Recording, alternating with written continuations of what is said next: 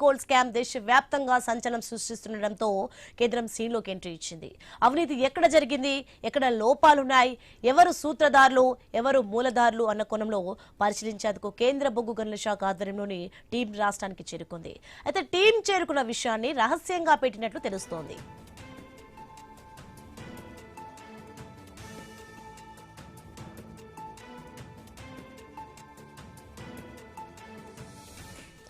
ఇప్పటికే నైని అక్రమాలపై కేంద్ర బొగ్గు గనుల శాఖ మంత్రి కిషన్ రెడ్డి హాట్ కామెంట్స్ చేశారు. సింగరేణి చుట్టూ రాజకీయాలతో కూడుకున్న కుట్రలు చాలా జరుగుతున్నాయంటున్నారు. ఇక కిషన్ రెడ్డి చేసిన వ్యాఖ్యలు పొలిటికల్ హిట్ పుట్టిస్తున్నాయి. కాంగ్రెస్ హయాంలో సింగరేణిలో అవినీతి తాండవిస్తోందంటూ తీవ్ర ఆరోపణలు చేశారు. నైని అక్రమాలపై సిబిఐ దర్యాప్తు జరిపించడానికి కేంద్రంలోని బీజేపీ ప్రభుత్వం సిద్ధంగా ఉందంటూ సిగ్నల్స్ ఇచ్చారు.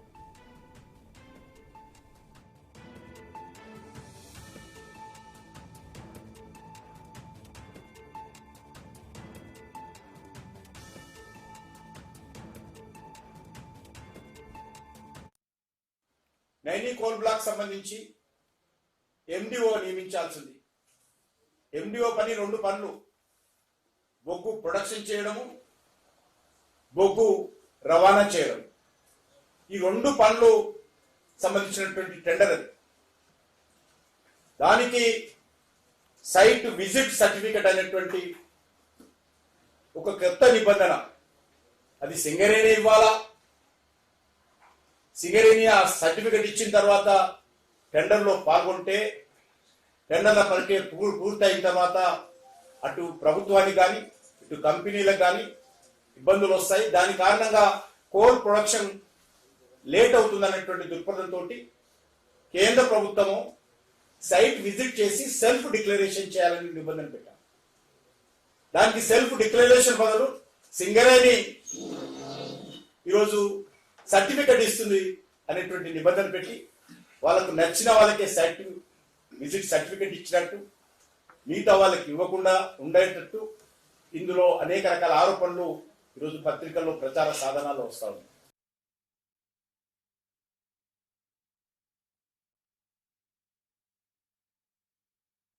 తెలంగాణ చీఫ్ రామచంద్రరావు కూడా రియాక్ట్ అయ్యారు. సింగరేణి నైని కోల్ బ్లాక్ల విషయంలో కేంద్రం సిబిఐ దర్యాప్తుకు రెడీగా ఉందంటారు రామచంద్రరావు. గత ప్రభుత్వం కాంగ్రెస్ ప్రభుత్వ టైంలో జరిగిన అక్రమాలు, అవినీతిని సిబిఐ వెలికి తీయాలని బీజేపీ డిమాండ్ చేసింది. ఇక సింగరేణి భవిష్యత్తు, ఆర్థిక సంక్షోభం, జీతాల జాప్యాలు పక్కన పెట్టి కూడా కార్మికుల హక్కులను కాపాడేలా సిబిఐ ద్వారా పూర్తిగా దర్యాప్తు జరగాలని డిమాండ్ చేశారు. ఇక కేంద్ర ప్రభుత్వం పారదర్శకంగా, సమర్థవంతంగా సింగరేణి భవిష్యత్తుకు చర్యలు తీసుకుంటుందనే భరోసా ఇచ్చారు.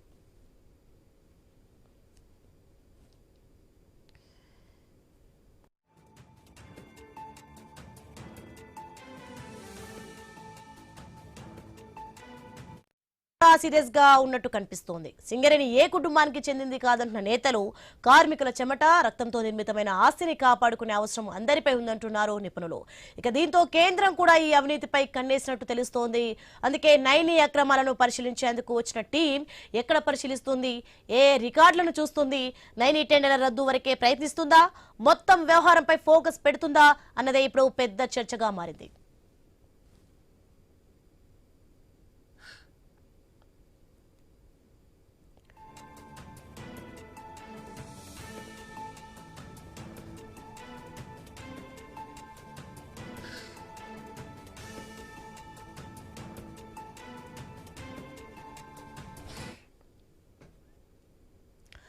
ఇదే అంశానికి సంబంధించి మరింత సమాచారం మా కొలీగ్ వంశీ న్యూస్ నుంచి లైవ్ లో సిద్ధంగా ఉన్నారు. ఎస్ వంశీ, మొత్తానికి చూస్తున్నాం సింగరేణిలో అయితే అవినీతి తవ్వకాలైతే మొదలయ్యాయి. దేశవ్యాప్తంగా కూడా సంచలనం సృష్టిస్తుంది నైని స్కామ్. దీనికి సంబంధించి డీటెయిల్స్ ఏంటి? చెప్తున్నట్టుగా సింగరేణిలో తవ్వకాలు జరపాల్సింది బొగ్గును వెలికి తీసే తవ్వకాలు జరపాలి, కానీ ఇక్కడ అవినీతి తవ్వకాలు జరపాల్సిన పరిస్థితి రావటం నిజంగా శోచనీయమనే చెప్పాలి. సో తెలంగాణకు ఒక సిరులగని సింగరేణి, ఆ సింగరేణిపై నీలి నీడలు కమ్ముకున్నాయనే బదులు రాజకీయ రాబందులు సింగరేణి గనులను హస్తగతం చేసుకోవటానికి, అక్కడ అక్రమాలు చేసేందుకు తెరలేపారనే విషయం మాత్రం ఇటు తెలంగాణతో పాటు దేశవ్యాప్తంగా పెద్ద ఎత్తున చర్చనీయాంశమైన పరిస్థితి. సో ఇదే అంశానికి సంబంధించి మనతో మాట్లాడేందుకు ఏవై స్వామి సిద్ధంగా ఉన్నారు. స్వామి, చూస్తున్నాం నైనీ బ్లాకుల వ్యవహారానికి సంబంధించి తెలంగాణ రాజకీయము, అదేవిధంగా సింగరేణి బొగ్గు గనుల వ్యవహారం అంతా కూడా ఇప్పుడు దేశవ్యాప్తంగా చర్చకు దారితీసిన పరిస్థితి. సో ఆ నైనీ బ్లాకులు తెలంగాణకు రావటం ఒక రకంగా ఒక వరం. సో సింగరేణిని కాపాడుకోవాలన్నా, సింగరేణి భవిష్యత్తు బాగుండాలన్నా ఆ నైనీ బ్లాకుల్లో తవ్వకాలు జరిపితే అక్కడి నుంచి వచ్చే లాభాల ద్వారా సింగరేణి భవిష్యత్తుకు బంగారు బాటలు వేయాల్సిన ప్రభుత్వాలు అవినీతి అక్రమాల్లో కూరుకుపోతున్నాయనే వార్త దేశవ్యాప్తంగా చర్చనీయాంశమైంది. స్వయంగా గనుల శాఖ మంత్రి కిషన్ రెడ్డి సింగరేణిలో ఏం జరుగుతుందో చెప్పిన పరిస్థితి. ఇప్పుడు కేంద్రం నుంచి ఒక కమిటీ కూడా ఇక్కడికి వచ్చిందన్న వార్తలు అయితే గుప్పమంటున్న పరిస్థితి. అసలు ఏం జరుగుతుంది మొత్తంగా ఈ నైనీ బ్లాకుల వ్యవహారం చుట్టూ సింగరేణి పరిస్థితి ఏంటి? అంటే వంశీ, ఒకవైపు తెలంగాణకు సింగరేణి ఒక మణిహారం లాంటిది. ఉత్తర తెలంగాణలో దాదాపుగా 6 జిల్లాల పరిధిలో లక్షలాది మందికి ఉపాధిని అందించేటువంటి సింగరేణి నిజాం కాలంలో ఏర్పాటైనటువంటి లండన్ స్టాక్ ఎక్స్చేంజ్లో నమోదైనటువంటి కంపెనీగా దీనికి ఒక గుర్తింపు ఉంది. 167 సంవత్సరాల చరిత్ర ఉన్నటువంటి సింగరేణికి సంబంధించి అనేక మందికి, లక్షల మందికి ఉపాధి అందిస్తుంది. దీనికి సంబంధించినటువంటి ఇప్పుడు సరికొత్త రాజకీయ పరిణామాలు సింగరేణి ఒక భవిష్యత్తు పైన నీళ్ళు కమ్ముకునేలా చేస్తున్నాయి. సింగరేణి మొదటి నుంచి కూడా దాదాపు 1,20,000 మంది పనిచేసేటువంటి సింగరేణి ఓపెన్ కాస్ట్ మైనింగ్ వ్యవస్థ వచ్చిన తర్వాత మొత్తం అండర్ గ్రౌండ్ వ్యవస్థ తగ్గిపోయిన తర్వాత ఉపాధి తగ్గిపోయింది. మొత్తం ప్రైవేట్ కాంట్రాక్టర్ల రంగప్రవేశంతో సింగరేణిలో ఒకవైపు ఉద్యోగ అవకాశాలు తగ్గిపోయి అంత ఇబ్బంది పడుతున్నారు. ఇప్పుడు నైనీ కోల్ బ్లాక్, ఒరిస్సా పరిధిలో ఉన్నటువంటి నైనీ కోల్ బ్లాక్ను సింగరేణి దక్కించుకుంది. సింగరేణి ఒక బొగ్గే కాదు, ఇతర మినరల్స్ సంబంధించి బంగారంతో సహా అనేక రకాల మినరల్స్ను వెలికి తీసే విధంగా ఎక్స్పాన్షన్ కావాల్సినటువంటి సంస్థ కాస్త ఇప్పుడు కేవలం ఉన్న వ్యవస్థని కాపాడుకోలేక ఇబ్బంది పడే పరిస్థితిలోకి ఇప్పుడు కూరుకుపోతుంది. ఒకవైపు ప్రభుత్వాల విధానాలు, దీనికి సంబంధించినటువంటి రాజకీయ రంగ ప్రవేశంతో మీద ప్రధానంగా సింగరేణి ఇబ్బంది పడుతుంది. ఇందులో ఒకవైపు కేంద్ర ప్రభుత్వానికి 49% వాటా, రాష్ట్ర ప్రభుత్వానికి 50% వాటా ఉన్నది. రాష్ట్ర ప్రభుత్వమే ప్రధానంగా దీన్ని మెయింటైన్ చేస్తుంది. కాబట్టి సింగరేణి విషయంలో నైనీ కోల్ బ్లాక్ను 2015 దక్కించుకున్న తర్వాత దాదాపు 10 సంవత్సరాలుగా దీన్ని ఒకవైపు ఎలాంటి పనులు చేపట్టకుండా ముందుకు పోయింది. ఒరిస్సా ప్రభుత్వం నుంచి పర్మిషన్ రాక ఎన్విరాన్మెంటల్ ఇష్యూస్ ఉన్నాయి. ఆ తర్వాత దాని మీద క్యాపింగ్ తీయడం కోసం వేమిరెడ్డి ప్రభాకర్ రెడ్డి సంస్థకు, నెల్లూరు చెందిన సంస్థకు కాంట్రాక్ట్ ఇవ్వడం, ఆ తర్వాత మళ్ళీ దాన్ని పునరుద్ధరించుకున్న తర్వాత ఇప్పుడు మళ్ళీ దాదాపుగా పెద్ద ఎత్తున కాంట్రాక్టర్లను ఆహ్వానించడంతో కూడా ఇప్పుడు ఇటు మంత్రులు కావచ్చు, ముఖ్యమంత్రి బంధువులంతా కూడా రంగప్రవేశం చేశారని చెప్పేసి కూడా పొలిటికల్గా ఒక్కసారిగా ఇది ఒక చర్చనీయాంశంగా మారింది. ఇప్పటికే 2024-25 సమయాల్లో దాదాపుగా 9 సంస్థలు సింగరేణిలో ఉన్నటువంటి వివిధ బొగ్గు గనులు తవ్వుకోవడం కోసం ప్రైవేటు సంస్థలకు కాంట్రాక్టులకు ఇవ్వడం జరిగింది. ప్రైవేటు సంస్థలు తమకు ఇష్టానుసారంగా ఎక్కువ మొత్తంలో సింగరేణికి బొగ్గు అమ్ముతుండడం, ఒకవైపు కోల్ ఇండియా సంస్థ సంబంధించినటువంటి బొగ్గుతో పోలిస్తే సింగరేణి బొగ్గు కొంత లో క్వాలిటీ ఉంటుందని చెప్పేసి మొన్న రీసెంట్గా జరిగినటువంటి పరిణామాలతోటి కేంద్ర బొగ్గు గనుల శాఖ మంత్రి ఒకవైపు ఇటు కిషన్ రెడ్డి స్వయంగా స్పందించే వరకు పరిస్థితి వెళ్ళింది. టీఆర్ఎస్ సీనియర్ నాయకులు ఒకవైపు హరీష్ రావు దీన్ని బయటపెట్టిన తర్వాత ఒకవైపు కిషన్ రెడ్డి స్పందించారు. ఈ కిషన్ రెడ్డి స్పందించిన తర్వాత రాష్ట్ర ప్రభుత్వం ఉన్న సింగరేణి భవన్లో డైరెక్టర్ల మీటింగ్ను ఏర్పాటు చేసుకొని దాన్ని మొత్తం టెండర్లను రద్దు చేస్తారని ప్రకటించారు. టెండర్ రద్దు చేసిన ప్రకటించిన తర్వాత కేంద్ర ప్రభుత్వం మళ్ళీ ఇప్పుడు 2 సభ్యులతోటి టెండర్ రద్దు తీసడానికి కారణాలు ఏంటని చెప్పేసి మళ్ళీ దాన్ని పరిశీలించడానికి ఒక 2 సభ్యుల బృందాన్ని పంపుతుంది. దీంతో ఒక్కసారిగా సింగరేణి ఇష్యూ అనేది కూడా ఒక్కసారిగా రాజకీయ ప్రవేశంతో సింగరేణి మనుగడగా ప్రసాదంగా మారుతుందని చెప్పేసి కూడా పార్టీలను కూడా గగ్గోలు పెడుతున్నాయి. రాష్ట్ర ప్రభుత్వం దీన్ని జేబు సంస్థగా వాడుతుంది. ఒకవైపు మెస్సీ ఫుట్బాల్ లాంటి సంస్థలకు 10 కోట్లు వాడుకుంది. ప్రతి చిన్న విషయానికి కూడా సింగరేణి డబ్బుల్ని ఖర్చు పెడుతూ దీన్ని దివాలా తీస్తున్నారని చెప్పేసి కూడా ఆరోపిస్తున్నారు Vamshi. Right, thank you Swami. So మొత్తంగా మీరు చెప్తున్నట్టుగా ఇప్పుడు నైనీ స్కామ్ కేసు దేశవ్యాప్తంగా సంచలనం అయితే సృష్టిస్తుంది. తెలంగాణ రాజకీయాలకు సంబంధించి దేశవ్యాప్తంగా కూడా చర్చ సాగుతున్న పరిస్థితి. సో రాజకీయాలకు సంబంధించి ముఖ్యంగా తెలంగాణ విషయానికి వస్తే తెలంగాణలో సింగరేణిని ఒక సెంటిమెంట్గా భావిస్తుంటారు. అటువంటి సిరుల గనిని కాపాడుకోవాల్సిన బాధ్యత ప్రతి రాజకీయ పార్టీ పైన ఉంటుంది. కానీ ఆ రాజకీయ పార్టీలే తమ అనునయులకు ఆ సింగరేణి బ్లాకుల్లోకి సంబంధించిన కాంట్రాక్టులు కట్టబెట్టేందుకు పాల్పడటం, నిజంగా సింగరేణి భవిష్యత్తును ప్రశ్నార్థకం చేసేందుకు పావులు కదపటం తెలంగాణ ప్రజలతో పాటు యావత్ దేశాన్ని కూడా కలవరపెడుతున్న అంశం. ఏ విధంగా పార్టీలు ముందుకు వెళ్ళబోతున్నాయి, కేంద్రం నుంచి వచ్చిన కమిటీ అసలు ఏం చేయబోతుంది, కేంద్రం కమిటీ ఓన్లీ నైనీ స్కామ్ వరకే వెలికి తీస్తుందా? నైని స్కామ్ కి సంబంధించి ఏం జరిగింది అనేదే వెలికి తీస్తుందా, లేదంటే సింగరేణిలో ఎప్పటి నుంచో పేరుకుపోయినటువంటి సమస్యలను వెలికి తీసే ప్రయత్నం చేస్తుందా? మొత్తంగా కేంద్ర గనుల శాఖ మంత్రిగా, అంటే తెలంగాణకు చెందిన వ్యక్తి అక్కడ కేంద్ర గనుల శాఖ మంత్రిగా కూడా ఉన్నారు. సో ఇటువంటి పరిస్థితుల్లో రాష్ట్రానికి ఇటు కేంద్ర ప్రభుత్వం అటు రాష్ట్ర ప్రభుత్వం రెండు సమన్వయంతో కలిసి పనిచేసి సింగరేణిని కాపాడుకోవాల్సిన అవసరం ఉంది. ఇప్పటికే చాలా బ్లాకులు ఇంకొన్ని సంవత్సరాల్లో మూతపడే పరిస్థితులు కనిపిస్తున్న పరిస్థితిలో సింగరేణి ఇక బయట కాంట్రాక్టులను దక్కించుకోవాలి. ఇందాక మీరు చెప్పినట్టుగా ఒక బొగ్గునే కాదు, బంగారం వెలికితీతకు సంబంధించి కూడా టెండర్లను దక్కించుకునే ప్రయత్నం సింగరేణి చేస్తూ ఉంటే ఆ టెండర్లన్నింటినీ కూడా ఇటు రాజకీయ నాయకులు తమ స్వలాభాలకు వాడుకోవటం ప్రశ్నార్థకంగా మారిన పరిస్థితి. ఇదే అంశానికి సంబంధించి మనతో మాట్లాడేందుకు కత్తి వెంకటస్వామి గారు, కాంగ్రెస్ అధికార ప్రతినిధి జాయిన్ అవుతున్నారు. అదేవిధంగా విజయ్ ఆర్య గారు, బీఆర్ఎస్ అధికార ప్రతినిధి మరి కాసేపట్లో జాయిన్ అవుతారు. వెంకటస్వామి గారు, ఏంటి తెలంగాణ సంబంధించి నైని స్కామ్ తెలంగాణతో పాటు ఇప్పుడు దేశవ్యాప్తంగా కూడా చర్చనీయాంశమైన పరిస్థితి. కేంద్రం నుంచి ఒక కమిటీ వస్తుంది. సో ఏంటి కేంద్ర కమిటీ ఏం దర్యాప్తు చేయబోతుంది? సో దర్యాప్తును మీరు ఆహ్వానిస్తున్నారా? 100% ఆహ్వానిస్తున్నాం. మాకేం అభ్యంతరం లేదు. ఎందుకంటే మా ప్రభుత్వ పరంగా వాయిస్ రావట్లేదు, అన్మ్యూట్ చేయండి. అన్మ్యూట్ లో ఉన్నాను. యా రైట్, కంటిన్యూ చేయండి సార్. నా ఓకే, యా ఇప్పుడు ఏమడుతుందా? Yeah please continue sir. ఇప్పుడు మా పార్టీ పరంగా ఒకవేళ ప్రభుత్వానికి సంబంధించినటువంటి వ్యక్తిలో లేకపోతే మా పార్టీకి సంబంధించిన వ్యక్తిలో అంటే ప్రజా అభిప్రాయానికి ప్రజా అభిష్టానికి వ్యతిరేకంగా ప్రజల సంక్షేమానికి వ్యతిరేకంగా మా పార్టీ వాళ్ళు మాట్లాడినా కూడా వ్యవహరించినా కూడా మేము క్షమించేది లేదు. సో ఇవాళ సింగరేణికి సంబంధించి నైని బ్లాక్ సంబంధించి అసలు నిజంగా చెప్పాలంటే సార్, మీరు ఒక మంచి మాట చెప్పినారు. కాపాడాల్సిన వాళ్ళే రాజకీయ నాయకులే దాని రక్షకులే భక్షకులే అయిపోయిన పరిస్థితి సార్. ఇవాళ కాదు కదా అంటే మనం చరిత్ర తీస్తే the biggest mafia in the India is a mine mafia. Mine mafia is the biggest mafia. అది రాజకీయ నాయకులతో పాటు అధికారులతో అందరినీ ఇన్ఫ్లుయెన్స్ చేసేటువంటి మాఫియా నడుస్తుంటది. సో దాన్ని కంట్రోల్ చేసి ప్రభుత్వాలుగా ఏం చేయాలా, ఆ మాఫియాను కంట్రోల్ చేసి ఈ సంపద, ప్రజా సంపద, దేశ సంపదను ప్రజలకు చేరే విధంగా చేయాల్సిన బాధ్యత పాలనలో ఉన్నటువంటి పక్షాల యొక్క బాధ్యత. ఇప్పుడు మేము బాధ్యతగా మాదే. సింగరేణిలో ఏ అవకతవకలు జరిగినా, ఏ మంచి జరిగినా, ఏ చెడు జరిగినా బాధ్యులం మేమే. ఎందుకంటే ప్రభుత్వంలో మేమున్నాం, ప్రజలు మాకు అధికారం కట్టబెట్టి మమ్మల్ని ప్రజాసేవకులుగా ఇలా కూర్చోబెట్టినారు. ఆ సేవ చేయడం మా బాధ్యత అవుతుంది. కాబట్టి ఎక్కడ కూడా అవినీతి జరగొద్దు అనేది సంపూర్ణంగా మేము విశ్వసిస్తున్నది. దానికి పార్టీగా వెంకటస్వామి గారు, నా చిన్న సబ్మిషన్, ఏ అవినీతినైతే అరికడతామని చెప్పి కాంగ్రెస్ ప్రభుత్వం అధికారంలోకి వచ్చిందో ఈ రోజు ఆ అవినీతి అనేది కాంగ్రెస్ కే ఒక మరకగా అంటుకున్న పరిస్థితి, కేబినెట్ లో మంత్రుల నుంచి ముఖ్యమంత్రి వరకు తాకిన పరిస్థితి. సో ఎలా చూస్తున్నారు ఈ అంశాన్ని మరి? సార్, ఇప్పుడు ఆధారాలు లేకుండా ఆరోపణలు చేయడం అనేటువంటి అసంబద్ధమైనటువంటి విషయం. ప్రతిపక్షంగా ఉన్నాం కాబట్టి పాలక పక్షాన్ని విమర్శించడం, ఆరోపణలు చేయడమే లక్ష్యంగా ఇలా ప్రతిపక్షంలో కూర్చున్నటువంటి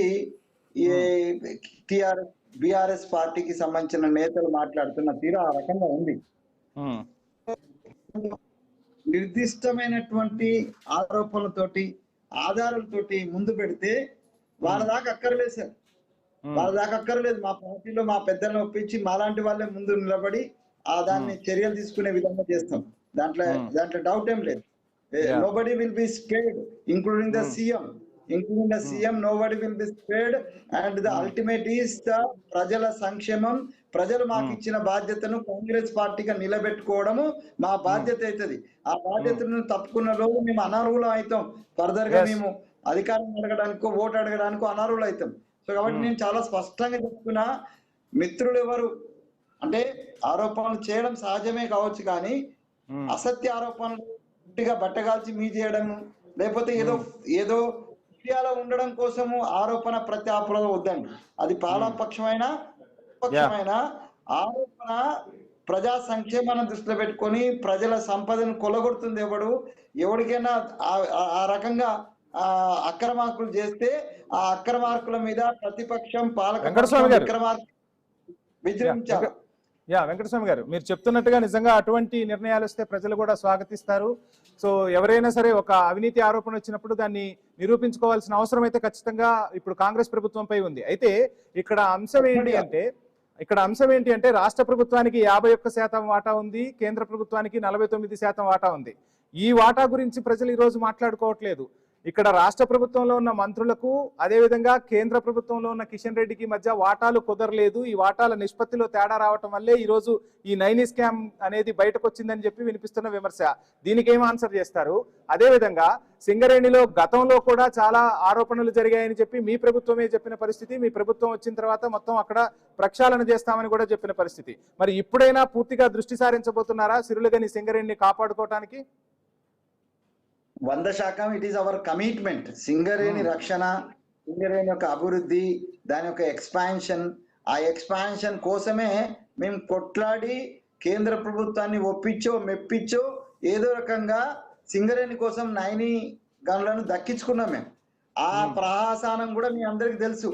నైని గనులు సింగరేణికి రాకుండా ఉండడం కోసము కేంద్ర ప్రభుత్వం, దాంట్లో పర్టికులర్ గా కిషన్ రెడ్డి గారు వారి యొక్క పాత్ర అదంతా మనం చూసినాం. అల్టిమేట్ గా సింగరేణి కార్మికుల యొక్క శ్రమ, సింగరేణి కార్మికుల యొక్క సిన్సియారిటీ, తెలంగాణ ప్రజల యొక్క అదృష్టం కొద్దీ నైని గనులు మనకు వచ్చినాయి. సో నైని గనులకు తెలంగాణ ప్రజల అదృష్టమా, తెలంగాణను పాలించే పాలకుల అదృష్టమా?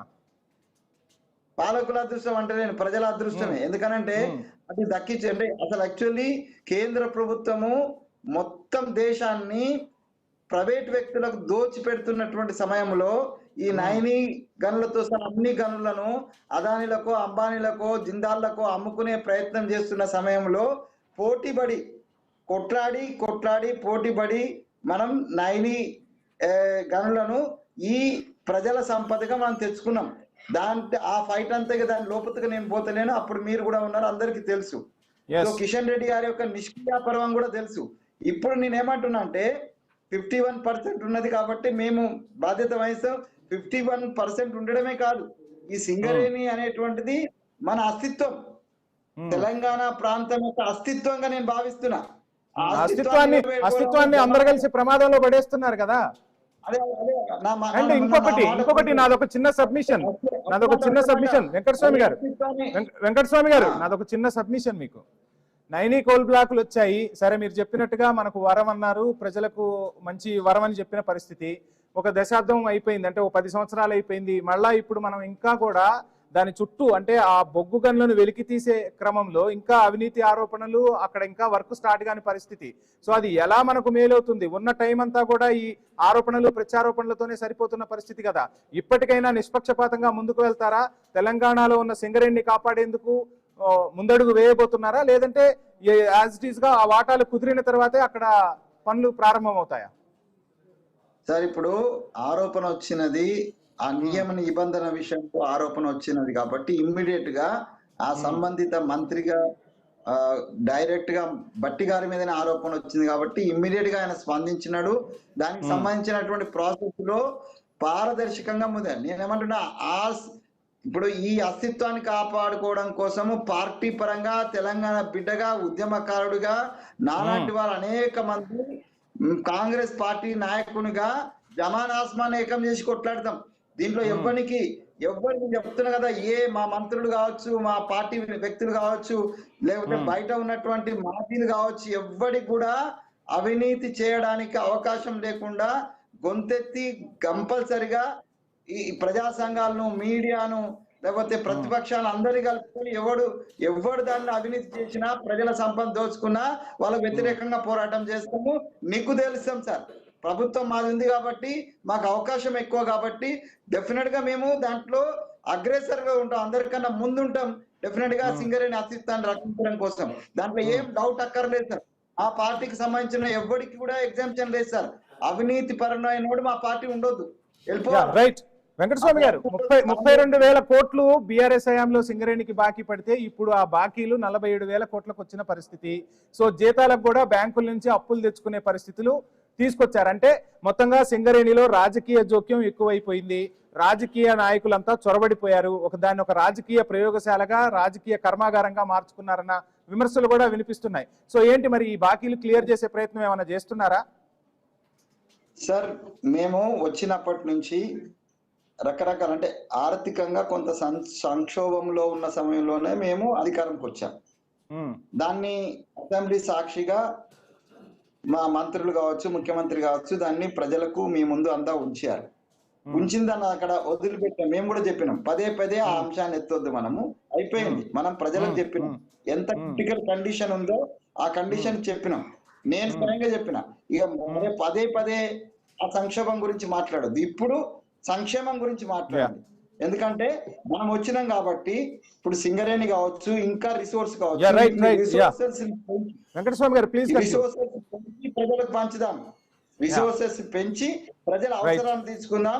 మన ప్రభుత్వానికి ఉన్నటువంటి ఇబ్బందులు ఏవైతే ఆర్థిక ఇబ్బందుల్లో వాటిని తీర్చుకుంటూ పనిచేద్దాం అనేటువంటి మాట మేము చెప్పినాము. కాబట్టి దానికి కట్టుబడి ఉన్నాము.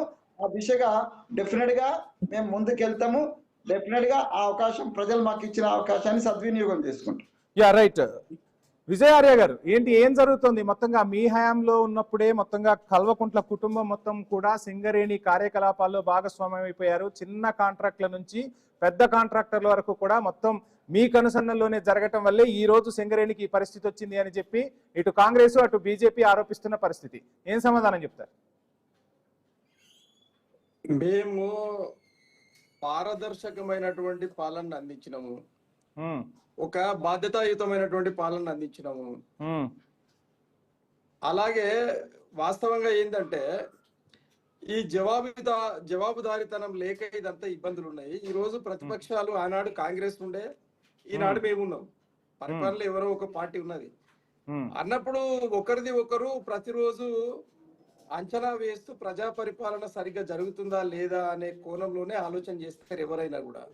మరి ఆనాడు మమ్మల్ని అడిగినరు కదా, ఆనాడు అడిగిన దానికి మేము జవాబులు, మేము అకౌంటబిలిటీగా, రెస్పాన్సిబిలిటీగా, ట్రాన్స్పరెన్సీగా ప్రతి ఉన్నది ఉన్నట్టు ప్రజలకు, ప్రతిపక్షాలకు తెలియజేస్తున్న సందర్భంలో ఈ రోజు మీరు ఏదైతే నైని కోల్ బ్లాక్ టెండర్లు ఏదైతే 2016లో ఉన్న టెండర్లను రద్దు చేసి కొత్త టెండర్లను పిలవాల్సిన అవసరం ఏముంది? ఈ రోజు మేము వేసింది దేనికి వేసినాం? మేము టెండర్లు ఆనాడు వేసింది ఏంటి అని అంటే అది ఓపెన్ బ్లాక్ కాబట్టి మరి ఓవర్ బటన్ తీసేయాలి అని అంటే 2.5 ఓవర్ బటన్ తీసేశారు. ఆంధ్రప్రదేశ్ కు చెందిన వేమిరెడ్డి ప్రభాకర్ రెడ్డికి 200 ఎకరాలకు కాంట్రాక్ట్ ఇచ్చారు. ఆయన మట్టి తొలగించడం కూడా అయిపోయింది. కానీ అక్కడి నుంచి బొగ్గు బయటికి తీసుకొచ్చిన పరిస్థితులు అయితే లేవే. అవునండి, బొగ్గు కాదండి, మొదలు ఓవర్ బటన్ తొలగించాలి కదా, దాన్ని క్లీన్ చేయాలి కదా. 200 ఎకరాలు క్లియర్ అయింది కదా, అక్కడ స్టార్ట్ చేయొచ్చు కదా పనులు, ఎందుకు చేయలేకపోయారు ఇన్ని రోజులు? చేయాలి కదా సార్. ఇప్పుడు కోల్ బ్లాక్ అని అంటే అది ఒకటి కాదు కదండి. కోల్ బ్లాక్ లో 5 లేయర్స్ ఉంటాయి. 5 లేయర్ లో మొదటి లేయర్ ను క్లీన్ చేస్తే గానీ రెండో లేయర్ కు పోయిన పరిస్థితి. మరి ఓవర్ బటన్ ఒక్కొక్క దాంట్లో. కంటిన్యూ చేయండి, అన్మ్యూట్ చేయండి సార్, అన్మ్యూట్ చేయండి. అన్మ్యూట్ చేయండి.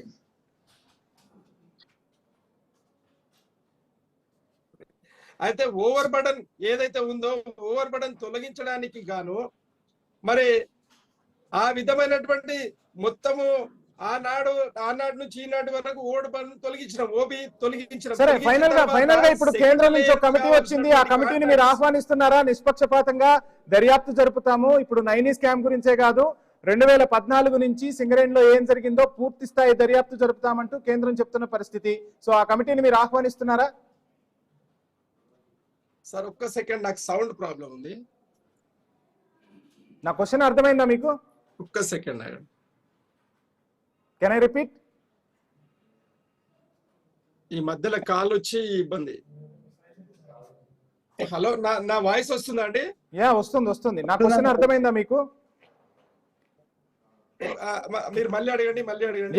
కేంద్రం నుంచి ఒక కమిటీ వచ్చింది, నిష్పక్షపాతంగా దర్యాప్తు జరుపుతాము. ఒక నైని స్కామే కాదు, 2014 నుంచి సింగరేణిలో ఏం జరిగిందో ప్రతిదీ కూలంకషంగా దర్యాప్తు జరపబోతున్నామంటూ కూడా చెప్తున్న పరిస్థితి. ఈ కమిటీని మీరు స్వాగతిస్తున్నారా? ఈ దర్యాప్తుతో నిజానిజాలు బయట తెలియ అవకాశం ఉందని భావిస్తున్నారా? 100% స్వాగతిస్తున్నామండి, 100% స్వాగతిస్తున్నాము. ఇప్పుడు ఆనాడు ఇప్పుడు వీళ్ళు ఏమి మమ్మల్ని అంటారంటే సిబిఐని మీరే కదా రాకుండా చేసింది అన్నప్పుడు, సరే మేము రాకుండా చేసినాం, మరి మీరేదో వచ్చినట్టు చేసిరు కదా, మేము వద్దంటున్నామా? మీరు ఎంక్వైరీలు ఇప్పుడు కాదు, మేము కూడా ఏమంటున్నాం అంటే 2004 నుండి మాట్లాడితే బాగుంటది. 2014 కాదు, 2004 యూపీఏ 1 యూపీఏ 2 కూడా ఉన్నది. తర్వాత మా 10 ఏళ్ల పరిపాలన, మీ 10 ఏళ్ల పరిపాలన సరిగ్గా సిబిఐ ఈడీలతో ఎంక్వైరీ చేయండి, తప్పేమనట్లేదు కదా. రైట్, చూద్దాం ఏం జరగబోతుందో చూద్దాం. వెంకటస్వామి గారికి, అదేవిధంగా విజయార్య గారికి ఐన్యూస్ తరఫున ప్రత్యేక ధన్యవాదాలు. మొత్తంగా కేంద్ర కమిటీ అయితే సింగరేణికి చేరుకుంది. నైని స్కామే కాదు, పూర్తి స్థాయి దర్యాప్తు జరపాల్సిన అవసరం ఉంది. సింగరేణిని పూర్తిగా ప్రక్షాళన చేయాలి. అక్కడ తవ్వాల్సింది ఇప్పుడు బొగ్గు కాదు, ఖచ్చితంగా నాయకుల అవినీతిని తవ్వాల్సిన అవసరం ఉందని చెప్పి తెలంగాణ సమాజం కూడా కోరుతుంది. సో